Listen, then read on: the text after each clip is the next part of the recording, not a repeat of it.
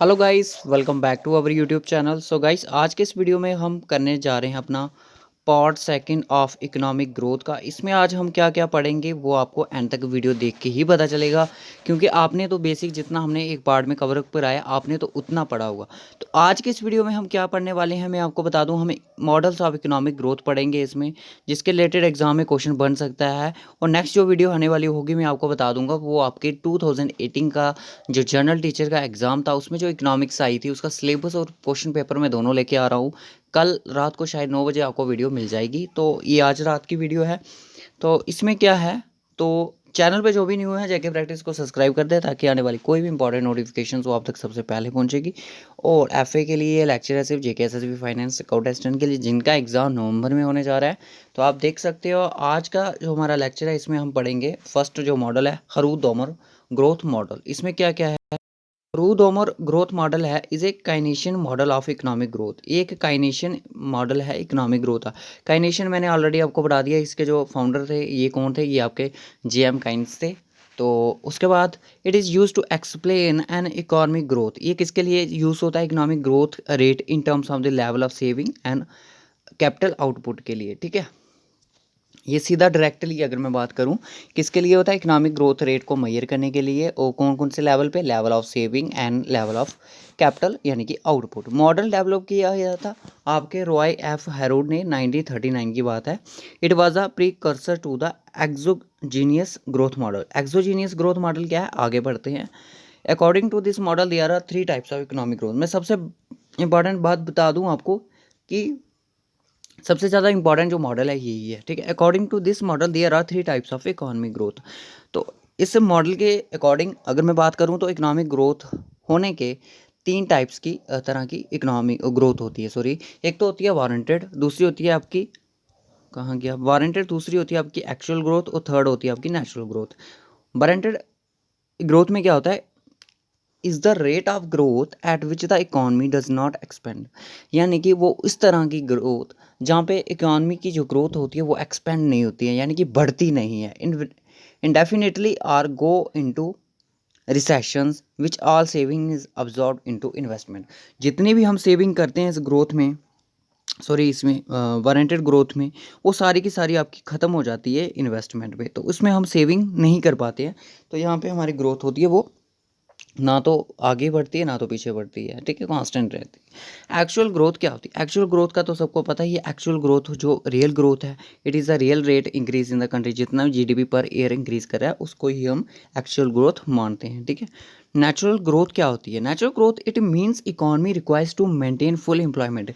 इसका मतलब होता है कि इकॉनमी को ज़रूरत रहती है कि उसको अपना फुल एम्प्लॉयमेंट मेंटेन रखने की। एग्जाम्पल, लेबर फोर्स को इम्प्रूव करने के लिए, जैसे कि एग्जाम्पल के लिए बोला कि 3% अगर वो साल की बढ़ रही है, यानी कि लेबर फोर्स किस तरह से बढ़ती है आपको पता है, it means growth rate means 3%। ठीक है, इसके अकॉर्डिंग है।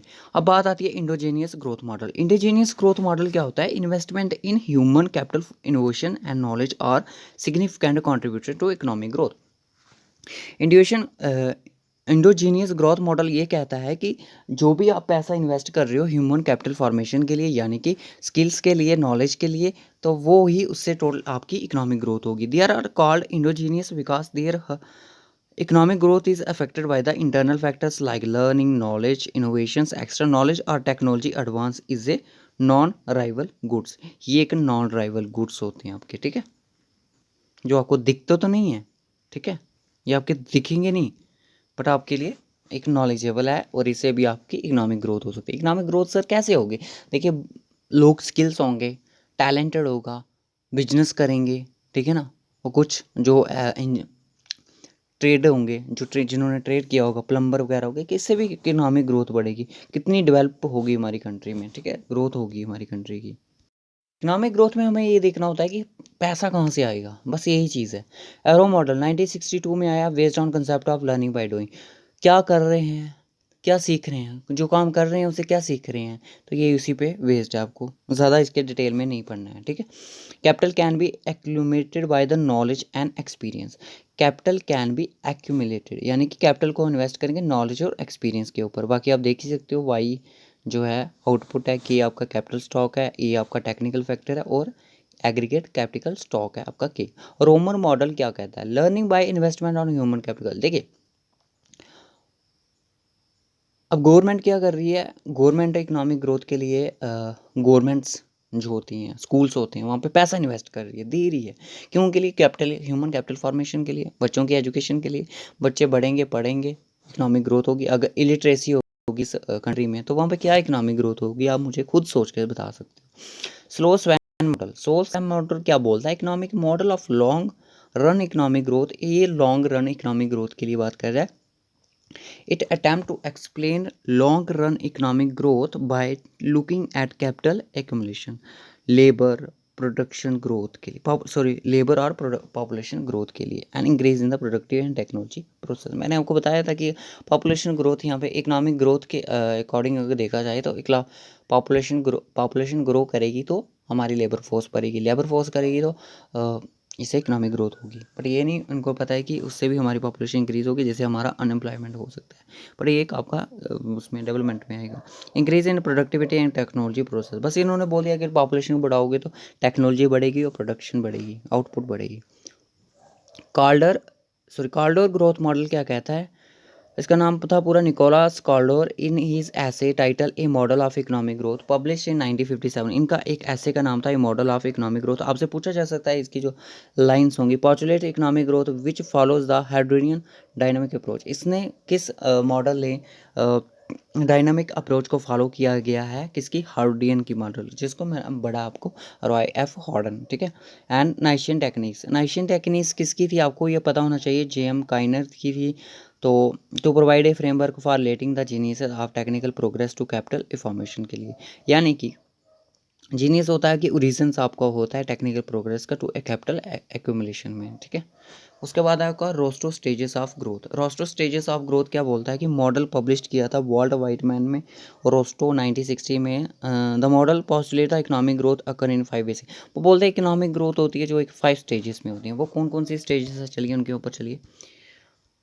5 स्टेप्स होते हैं हर एक कंट्री को पास करने पड़ते हैं जिसके वो इकोनॉमिक ग्रोथ होती है। सबसे पहला उनका होता है ट्रेडिशनल सोसाइटी, यानी कि जहाँ पे एग्रीकल्चर बेस्ड इकॉनमी होती है, ठीक है। Preconditions to take off, यानी कि डेवलप मैन्युफैक्चर की मैन्युफैक्चर बनाया जाता है, यानी किसी को सेकेंडरी सेक्टर की बात कर रहे हो। Oppose to reason take off, industrialisation बनाना पड़ेगा, इंडस्ट्रीज़ वगैरह सेटअप करनी है। फिर उसके बाद आता है ड्राइव टू मैच्योरिटी, यानी कि स्टैंडर्ड ऑफ लिविंग राइज होगा, यूज़ ऑफ टेक्नोलॉजी इंक्रीज़ होगा, नेशनल इनकम ग्रोथ होगी, ठीक है ना। ये डिफरेंट होंगी। फिर उसके बाद लास्ट स्टेज आती है age of high mass consumption, यानी कि डेवलप स्टेज कंट्री यहाँ पे अपने आप को शो करेगी किया है कि यहाँ पे कंट्री की है जो एक डेवलप कंट्री है, ठीक है। यहाँ पे कैपिटल भी इन्वेस्ट होगी। उसके बाद बात आती है कि एस्पेक्ट्स ऑफ पॉवर्टी। सर ये हम क्यों पढ़ रहे हैं पॉवर्टी, ये कि ये भी एक ज़रूरी है पढ़ना, ठीक है, आप इसको पढ़ लो। NITI Aayog estimate the poverty through the sample survey of the national sample survey office every 5 year. आपको पता है नीति आयोग एस्टिमेट करती है पॉवर्टी कितने, इंडिया में कितनी पॉवर्टी पॉवर्टी है, किसके थ्रू करती है, वो करती है आपकी नेशनल सैम्पल सर्वे, जो कि हर साल के बाद। Poverty line and poverty ratio estimate 1997 में, ठीक है। तो on the basis of methodology spelled out in the report of the expert group estimation of number and proportions of power, यानी कि कितने अमीर कितने गरीब। पॉपुलेशन नोन एज लाकड़ा वाला कमेटी रिपोर्ट, ठीक है, इसके बारे में बाद में पढ़ेंगे हम। पॉवर्टी गैप क्या होता है कि ratio of which the mean income of the poor falls below the poverty line. जब एक पॉवर्टी लाइन से, आपको पता है बीपीएल कार्ड होते हैं, जैसे एक पॉवर्टी लाइन से जब उसकी इनकम फॉल करती है तो वो आपको एक पॉवर्टी का गैप बताती है। लाकड़ा वाला कमेटी 1993 में आई। इसमें बताता है कि consumption as expenditure should be calculated based calorie consumption, कि कितना हम कंजप्शन को कितना कंज्यूम कर रहे हैं, जो हम कंज्यूम कर रहे हैं उसके लिए हमारा कितना एक्सपेंडिचर हुआ है, ये उसका एस्टिमेट लगाएगा, ठीक है। Average change in the price, यानी कि कंज्यूमर प्राइस इंडेक्स किसके लिए यूज़ किया, इंडस्ट्रियल वर्क के लिए यूज़ किया, यानी कि अर्बन एरिया में यूज़ किया जाएगा। Consumer price index of industrial work in urban areas में, और कंज्यूमर प्राइस इंडेक्स होगा जो कि एग्रीकल्चर लेबर होगा, वो आपका रूरल के लिए यूज़ किया जाएगा। उसके बाद आती है आपकी तेंदुलकर कमेटी जो 2005 में आई। Constituted by the planning commission, it suggested that a uniform poverty basket line, यानी कि फर्स्ट टाइम इन्होंने पॉवर्टी जो लाइन थी उसका बारे में बताया। Why use for rural and urban region के लिए उन्होंने बोला कि जो पर डेली एक्सपेंडिचर होता है उनका कैपिटल का एक्सपेंडिचर होता है वो होना चाहिए 27 होना चाहिए रूरल एरियाज़ का और 33 होना चाहिए अर्बन का, ठीक है, जिसमें उन्हें पॉवर्टी का एस्टिमेट लगाया। उसके बाद रंगराजन कमेटी आई। This committee has raise the limits, जो लिमिट थी वहाँ पे उसको रेज कर दिया गया, 32 कर दी गई रूरल एरियाज़ की और 47 कर दी आपकी अर्बन एरियाज़ की। उसके बाद प्लानिंग कमीशन क्या होती है? एस्टैब्लिशमेंट इसकी मार्च 1950 में होती है। चेयरपर्सन इसके प्राइम मिनिस्टर होते हैं, आपको पता है। Function assess and allocated plan, अब तो ये अबॉलिश्ड हो चुकी है। Plan and sources formulate plans or program for area development. Planning commission from 1950 to 2014 formulate 5 year plans, ठीक है, 5 ईयर प्लान्स को यही फॉर्मुलेट कर। अब आपने मुझे बताना है कि अब प्लानिंग कमीशन तो नहीं है, 2014 तक रही, उसके बाद कौन सा यहाँ पे जो एक कमीशन कमेटी आई, ठीक है, उसके बारे में बताएं। बात करते हैं नीति आयोग की। National institutions for transforming India formed January 1 2015 में बनी। प्रीमियर पॉलिसी इसकी थी थिंक टैंक, ठीक है, थिंक टैंक इसकी पॉलिसी थी। नीति आयोग का ये रहता है कि also provide the relevant technical advice to the centre and state. हर एक स्टेट को हर एक सेंटर को प्रोवाइड करनी है उन्होंने एक रेलिवेंट टेक्निक। इसके हेड होते हैं प्राइम मिनिस्टर और इसमें 22 चेयरपर्सन भी होते हैं, फुल टाइम मेंबर्स भी होते हैं, पार्ट टाइम मेंबर्स भी होते हैं। तो आई होप आपको ये लेक्चर अच्छा लगा हो तो समझ अभी आया हो तो लाइक और शेयर तो करना ही है और कमेंट भी करना है, ठीक है। तो इसी के तहत हमारा पार्ट 2 भी यहाँ पे कंप्लीट होता है। तो इसके बाद आपको इकोनॉमिक्स के सिर्फ एमसीक्यूज़ पे यहाँ फिर सेक्शनल ही मिलेंगे। तो कल आपको मिल जाएगा आपको हिस्ट्री का आपका सेकंड एमसीक्यूज़ सेक्शन, ठीक है। तो रखते हैं गाइस, इस वीडियो में बस इतना ही रखते हैं। मिलेंगे आपसे नेक्स्ट वीडियो में कल रात को 9 बजे इकोनॉमिक्स के साथ। और भी वीडियोस आएंगी आपको जीएन की हिस्ट्री पे मिलेगी, कल मिलेगी, आज नहीं मिलेगी, ठीक है। So guys bye bye, take care.